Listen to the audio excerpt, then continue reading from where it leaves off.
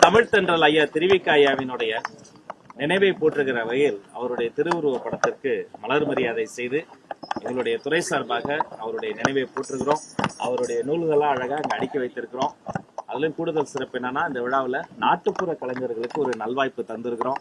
ஏற்கனவே சட்டமன்றத்தில் சொன்னதை போல மாண்புமிகு தமிழ்நாடு முதலமைச்சர் சி ஜோசப் விஜய் அண்ணன் அவர்களுக்கு மீண்டும் மீண்டும் ஆயிரம் பல்லாயிரம் நன்றிகளை எங்கள் துறை சார்பும் எங்கள் கலைஞர்கள் சார்பிலும் நாங்கள் தெரிவித்துக் கொள்கிறோம். திருவிக ஐயாவினுடைய வருகைக்கு பிறகுதான் அந்த அந்த புலவர் நடை என்பது மாதிரி எளிய மக்களுக்கும் புரியக்கூடிய கருத்துகள் நிறைந்த கட்டுரைகள் நிறைந்த ஒரு புதிய தமிழ் நடையை தோற்றுவித்த ஒரு புரட்சியாளர் ஐயாவின் நினைவை நாம போற்றுவோம். இந்த உலக தமிழ் ஆராய்ச்சி மாநாடு இந்தோனேசியா நடத்துறதுக்கு முன் வந்திருக்காங்கன்னு சொன்னாங்க. இலங்கை அதாவது தமிழ் ஆராய்ச்சி மன்றம் சொல்லியிருக்கு. இப்ப நீங்க தமிழ் ஆராய்ச்சி மன்றத்துல என்ன பேசிட்டு இருக்கீங்க?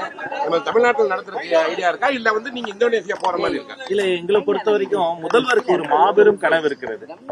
தமிழ்நாடு முதல்வர் அவர்களினுடைய கனவுகளில் மிகப்பெரிய கனவு என்னன்னா, உலகம் முழுக்க இருக்கக்கூடிய உலக தமிழர்களை ஒரு குடையின் கீழே பார்க்கணுன்ற ஒரு தாயுள்ளம், ஒரு மாபெரும் கனவு. அப்ப எல்லா சங்கங்களோடும் நாங்க அரவணைத்து போக ஆசைப்படுறோம். இந்த உலக தமிழ் மாநாடு என்பது அதோடைய காப்பிரைட்டாக பல இடங்கள்ல பல சங்கங்கள்ல பல நாடுகள்ல இருந்தது. அது முறைப்படி அணுகி வாங்குவதற்கு ஒரு காலம் எடுக்கும். அப்புறம் அது இடைப்பட்ட நேரத்துல வேறு வேறு பேர்கள்ல பல முயற்சி நடந்திருக்கு. அதை பல குறிப்பிட்டு சொல்லணும்னா, நம்ம செம்முடி மாநாடு ஐயா முத்தமிழறிஞர் டாக்டர் கலைஞர் நடத்தி இருக்கிறாரு.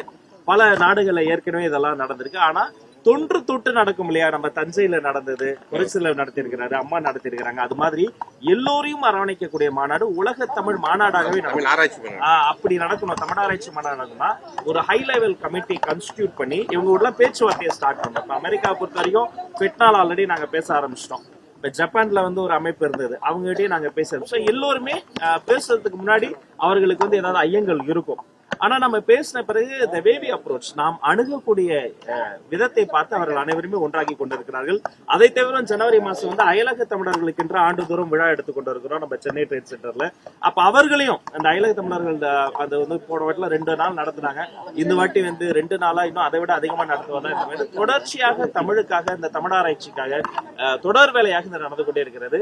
இன்னும் வெகு சீக்கிரத்தில் மாண்புமிகு முதல்வர் மூலமாக அந்த கமிட்டியின் விவரங்கள் வந்த பிறகு அதிகாரப்பூர்வமாக அவர்கள் சொல்லி நிச்சயமாக நீங்கள் கேட்டதை போல தமிழ்நாட்டிலும் அது நடக்கும். 11 வருஷமா அந்த ஆராய்ச்சி தமிழ் உலகம் பூரா இருக்கக்கூடிய அந்த ஆராய்ச்சியாளர்கள் தாக்கல் அந்த கட்டுரைகள், இந்த பிஹெச்டி பண்ண அந்த கட்டுரைகள் புக்கா போட்டுருக்காங்க. இப்ப நம்ம அதை எப்படி கொண்டு வர போறோம்? ஏன்னா அது எல்லாம் தொய்வடைஞ்ச மாதிரியா இருக்கு. ஏன்னா இந்தோனேசியா முன் வரும் பொழுது எங்க நம்ம கோட்டை விட்டோம், இல்ல எங்க நம்ம பேச்சுவார்த்தை காரணம் எதனால தொடங்குது? தொய்வுன்னு கிடையாது. தமிழனுடைய சிறப்பு என்பது அதோடைய தொன்மையில மட்டும் கிடையாது, தொடர்ச்சியிலும் இருக்கிறது. அப்ப அடுத்த தலைமுறையை நம்ம உள்ள கொண்டு வரணும். தமிழ் பாடங்கள்ல மதிப்பெண் வாங்குவது முன்பு அளவு இப்ப இல்ல. அது நான் அதிகப்படுத்தணும். புதிய தலைமுறைக்கு அந்த தமிழ் உணர்வு என்பது இருக்கிறது. அது தமிழிலேயே அவர்களுக்கு வெளிப்படுத்தக்கூடிய அந்த வெளிப்பாடு இல்லை. அப்ப அவர்களையும் அரவணைக்கும் என்பதால் இந்த காலத்தை நாம் எடுத்துக்கிறோம். நிச்சயமாக அது சரி செய்யும். சட்டப்பேரவை ஆளுங்கட்சி எதிர்கட்சியும் லாவணிய கட்சியா பண்ணிட்டு இருக்காங்க. ஏன்னா பரந்தூருக்கு நிலம் கையப்படுத்த வேணா சொன்னாங்க, பட் அதை நிறுத்திட்டாங்க. ஆனா மார்ச் என்ன பண்ண போறோம்னு ஒரு விஷயத்த சொல்லவே இல்லை இது வரைக்கும். இதுதான் முதல் படி. இனி ஒவ்வொரு படியா ஏறி போனீங்க. ஒரு விவசாயி கிட்ட இருந்துங்க நிலத்தை பிடுங்குவது ஒரு குழந்தையிடமிருந்து தாயை பிடுங்குவதற்கு சமம். கவனிக்கணும், தாய் கிட்ட இருந்து குழந்தையை பிடுங்கிறது இல்ல. தாய்க்கு வேதனைதான் இன்னொரு குழந்தையை எடுத்துரும் ஆனா தாய். ஆனா ஒரு குழந்தை அம்மாவை தவறு விட்டா எப்படி, அது மாதிரி ஒரு விவசாயிகிட்ட இருந்து நிலத்தை பிடுங்கிறது.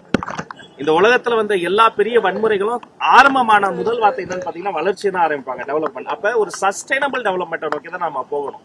நமக்கு விமான நிலையமும் வேணும், விவசாய நிலமும் வேண்டும். அதற்கான இந்த பயணத்துல சொன்னதை செய்தார் முதல் படிதான் இந்த பர்டிகுலர் பாயிண்ட்ல வரக்கூடாது. அது ஒரு உறிஞ்சிடும். நான் சட்டமன்றத்துல கூட பதிவு பண்ணேன். அங்க சுமார் 1000 ஆண்டுகளை தாண்டி இருக்கிற தொல்லியல் பொக்கிஷன் கம்பன் கால்வாய் இருக்கு. அங்கிருந்து தான் கடைமடை ஏரிகளுக்கு தண்ணீர் வரும். அப்படி தண்ணீர் வந்தாதான் பல்லாயிரக்கணக்கான பறவைகளும் புள்ளினங்களும் அங்க இனப்பெருக்கம் செய்துட்டு போகும். இது ஒரு தொல்லியல் மட்டும் கிடையாது, இது ஒரு சுற்றுச்சூழல் சங்கிலி. இவ்வளவு தாண்டி 1000 நாட்களை தாண்டி அந்த மக்கள் போராடி இருக்கிறாங்க. சுத்தி பேரிகேட் போட்டு இந்தியாவுக்குள்ளார ஒரு இந்தியாவை வச்சிருந்தாங்க. ஆதார் கார்டு காட்டாம யாரும் உள்ள போக முடியாது, வெளில வர முடியாது. அப்படிப்பட்ட சூழல் இப்பொழுது மாறி இருக்கிறது. இப்போது எப்படி பறவைகள் கூட வந்து போகுது, மனிதர்கள் வந்து போகாத சூழல் மாறி இருக்கிறது. அந்த விவசாய பெருமக்கள் வந்து பச்சை துண்டு போட்டு ஐயாவை பார்த்து முதல்வரை பார்த்து நன்றி சொல்லிட்டு போயிருக்கிறாங்க. அந்த விவசாயிகள் சார்பாக இந்த முதல் அடி எடுத்து வைத்த எங்க முதல்வருக்கு நானும் நன்றி சொல்லிக்கிறேன். ஒவ்வொரு அடியாக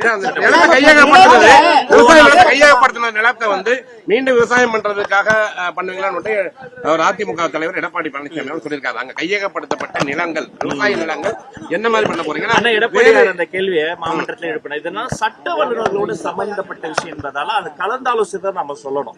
கலந்தாலோசித்து அவர்களுக்கு ஃபேவராவே நம்ம அவங்களுக்கு பணம் கொடுத்துருக்கோம் லேண்டுக்கு அப்படின்னு சொல்றாங்க. அப்படி பணம் கொடுத்தாச்சு, அப்ப லேண்ட் சும்மா இருக்கும், அப்ப அதுக்கு என்ன பண்ண போறோம்? அவங்க விவசாய குடியிருப்பு ஆப்ஷன் என்ன பண்ண போற ஒரு கேள்வியை இது வரைக்கும் அரசு திட்டமா தெளிவா சொல்லலங்கிற மாதிரி சொல்றாங்க. இல்ல அவசரப்பட்டு நம்ம எதுவும் சொல்லிட்டு போயினா இதுல சட்டம் சம்பந்தம் சப்ஜெக்டிஸா இருக்கு, இது கோர்ட்ல கேஸ் இருக்கு. அப்ப அந்த முத்தரப்பையும் கலந்து பேசி எல்லோருக்குமான ஒரு சுமூக முடிவு எடுக்கணும். சில பேர் கொடுத்திருக்காங்க, சில பேர் கொடுக்கல. எல்லாரையும் கலந்து ஆலோசித்து வெகு விரைவில் சிறப்பான ஒரு நல்ல முடிவு